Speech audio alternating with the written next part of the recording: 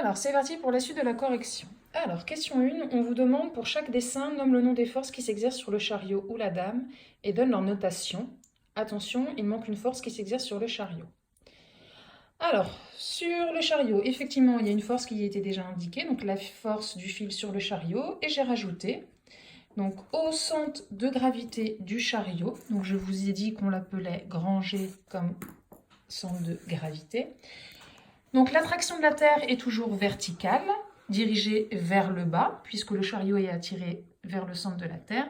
Et donc j'ai pris soin de noter au bout de la flèche le nom de la force, force de la Terre sur le chariot, avec la petite flèche au-dessus du F majuscule. Ensuite, pour la dame, donc on a la force exercée par la corde sur la fille et la force exercée par la Terre sur la fille. Ensuite, on vous demandait de décrire les caractéristiques de chaque force. Alors, pour le fil sur le chariot, donc on voit que c'est appliqué au point I.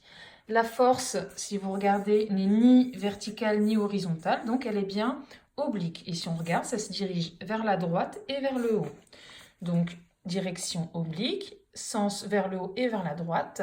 Et comme je l'avais indiqué dans l'énoncé, nous n'avons pas de valeur, donc j'ai écrit F fil / chariot. Et en enlevant la flèche au-dessus du F majuscule, on sait ainsi qu'on a la valeur de la force. Quand on met la flèche, c'est pour représenter vraiment la force ainsi. Et sans la flèche, ça vous indiquera la valeur. Donc la deuxième force, c'est la force exercée par la Terre sur le chariot. Donc F Terre / chariot. Point d'application, donc le centre de gravité grand G. Direction verticale, sens vers le bas. Et comme tout à l'heure, nous n'avons pas la valeur, donc j'ai écrit le nom de la force sans la flèche, ce qui nous indique que nous aurons la valeur en newton. Ensuite, pour la fille, donc nous avons la force de la corde sur la fille. Point d'application, donc le harnais qui est accroché à la corde, donc je l'ai appelé A. Donc point d'application A, direction verticale, sens, on voit bien que c'est vers le haut sur le dessin. Et la valeur, donc F corde / fille.